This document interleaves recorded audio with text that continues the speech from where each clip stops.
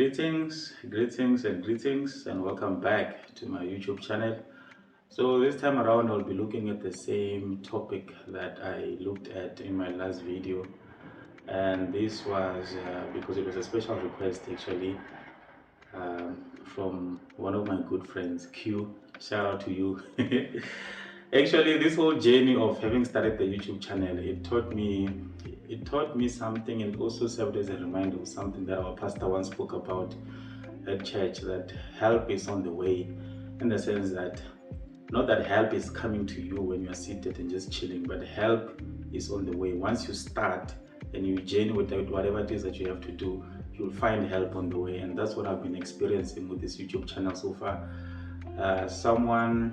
Another good friend of mine, I think I also need to give a shout out, Sabi, suggested that I start having background music whenever I'm talking, so that it enhances just the whole video.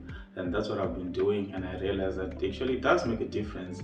And now Q came and she was like, no, with the entitlement video that you made, it was very good, but it was too short. Like, you didn't really go much into details, of which she's correct, because I've been trying to be very conscious about time. I always try to make sure that my videos are at most 10 minutes long, because I've realized that people have a short concentration span, especially when you're still starting out like me and they are not even yet familiar with the content. You cannot just go into doing 30 minutes or an hour. Before you know it, people don't even watch your videos. But that's besides the point. So I think I'll be calling this Entitlement Part 2. I don't know what I'm going to be calling it, but I will figure out the title of the video. So she was right. There's a lot of things that I omitted in the last video. Actually, I think I was too general or too generic. English, too general. I was too general while I was covering that topic. I didn't really go into the practical terms of how to apply it and give examples of how, in terms of how people, the experiences that people go through. So, and that's what she asked that I cover. So I'm gonna get into that.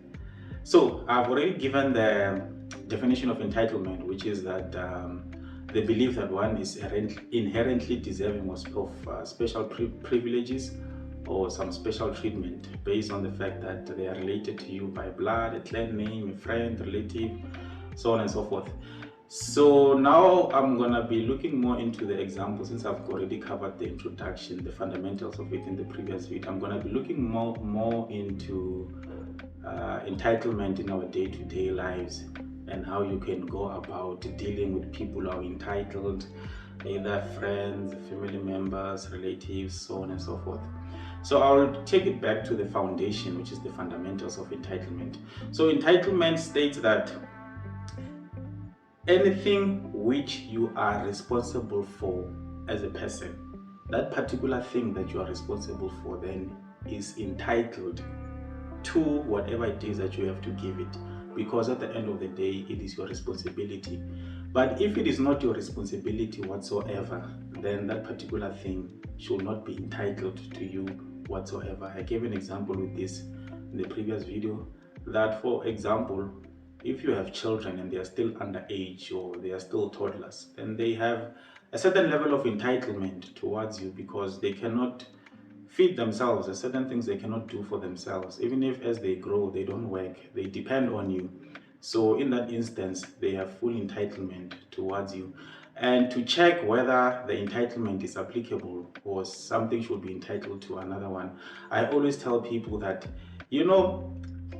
some people don't value what we do for them, or they think that it's a must for us to do certain things for them.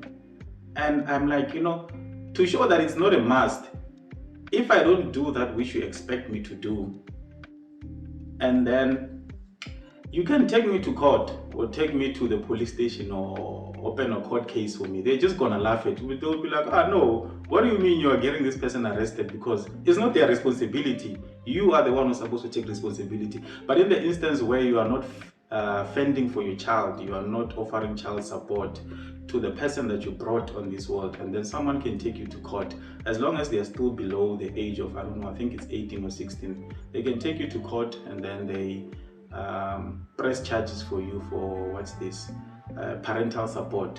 that shows that entitlement in that case is applicable. But in certain instances where you find that, like I said, something which you are not responsible for altogether, like for example, your parents, you're not responsible for your parents, you're not responsible for your siblings whatsoever, you're not responsible for your friend, you are not responsible for, in terms of romance relationship, your significant other, there should be a certain level of entitlement, especially if you guys are married. There should be a certain level of entitlement, because there's certain things that they can only get from you in that case, and then they can have that sort of entitlement, because there's nowhere else that they can get that particular thing. But other than that, your parents, your siblings, your friends, whatsoever. As a matter of fact, the Bible says, honor your parent so that the days of your living can be increased. It does not say be responsible for your parents. It says honor your parents. In other words, show them respect. Acknowledge the role that they play in your lives. And acknowledging the role that they play in your lives is just you being there for them, respecting them, and all of that. It doesn't say that you should take responsibility for their lives. Even though they might have taken care of you, did everything, the Bible doesn't say anything about, no, turn everything around and make your parents your own responsibility. No, it doesn't say that. And hence, this whole thing of maybe the notion of your parents or your relatives being entitled to your possessions, it shouldn't be applicable. As a matter of fact, this whole term of black tax shouldn't exist to begin with. It should be out of choice, like I mentioned, so that people can learn that this thing was not a must. And when it's done for them, they can show their appreciation or their gratitude. Because like I said, entitlement takes away one's ability to be appreciative. They tend to lose the fact that it wasn't a must for this thing to be done for me.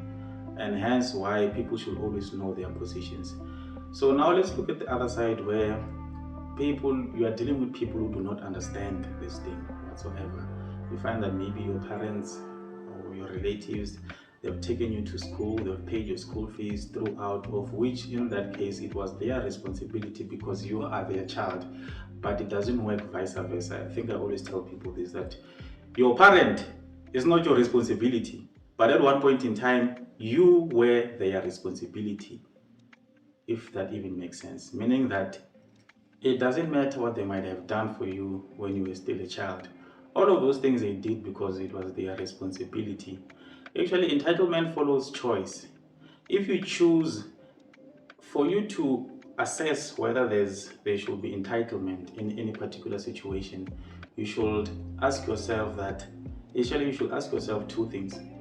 First and foremost is that, am I responsible for this thing? And the way in which you assess whether you're responsible for that thing is to check whether the law can actually be held against you if you don't do that particular thing.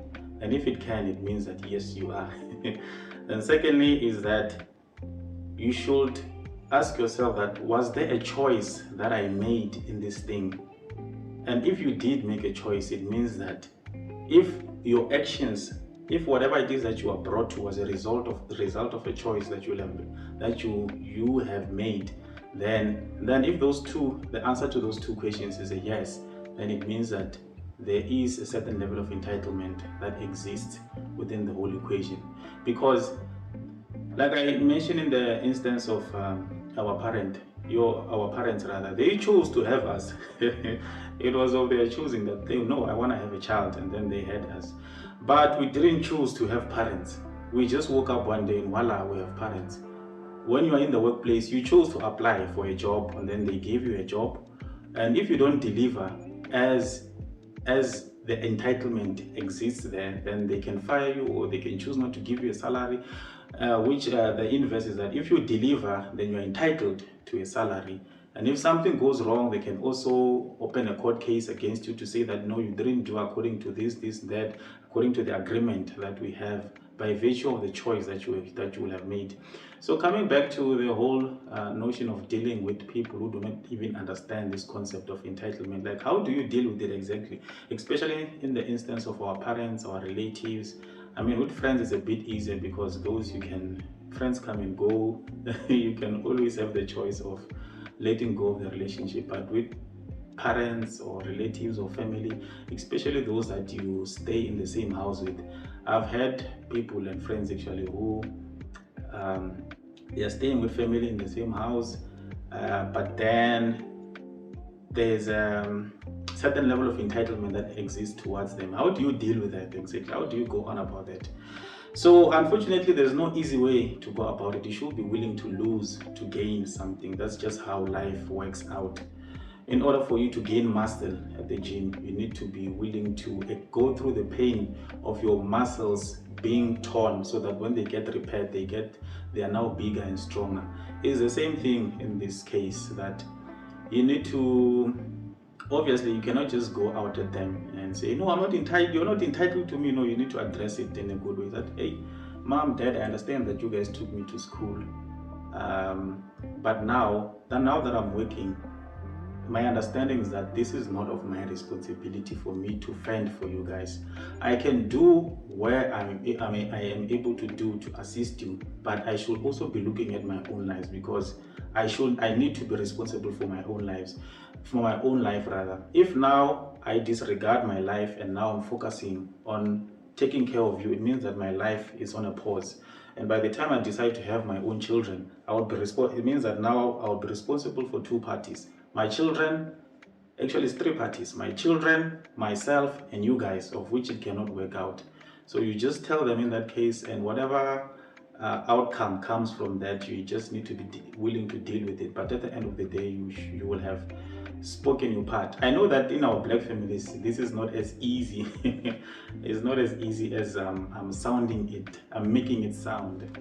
But at the end of the day, it is what it is. Like I said, you cannot gain everything. You have to be willing to lose something. You just need to prioritize which one is important at the end of the day. And one thing that I can tell you now is that your sanity and your peace will always be important before anything else, because they always say, there's a saying that goes like, you cannot pour from an empty cup. If you yourself, you are miserable, you are empty, and it means that even the things that you are giving out to other people, you are just giving it just from a place of resentment. Whereas if people understand their place and you put them at the position where they understand that this thing that you are doing for them is from a place of your own willingness, then first and foremost, both parties are able to come to the table. The other party, which is on the receiving end, is able to exercise gratitude. You yourself, you feel the need to do more because of the gratitude that you are receiving from whatever it is that you are doing for them. And at the same time, it puts you at the place where you are fulfilled, because you know that I was not pushed to do any of these things. So that's that on entitlement. Unfortunately, it's not an easy thing to do. I feel like personally, it's always the elephant in the room that people don't want to talk about. But yeah, it is what it is. Like I said, I'm always conscious of this thing. I think I see it at least once or twice whenever I go out to a place where there's a gathering of people. So that's that on entitlement. It's not an easy thing to do, and it's a broad topic. Once again, even on this second video, I was just trying to summarize it up the best way that I could.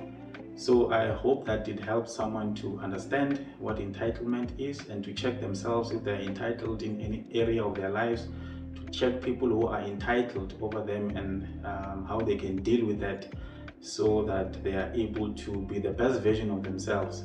Because yeah, knowing all of these things, it puts you in a position where you are your best self, and you are able to have solid relationships with the people that you are dealing with in your environment or in your area, because you won't possess any resentment towards them, because you always be open and be on the lookout to doing things for them, because you understand that they are not taking it from a place of in any way it was a must. So that's that. Thank you so much for watching until this point. Yes, I think this time around I'll say it. If you haven't liked, please like, subscribe, comment. Just tell me how you are finding this and how you are dealing with it in your life, or how you are planning on dealing with it going forward. But other than that, I'll see you in my next upload.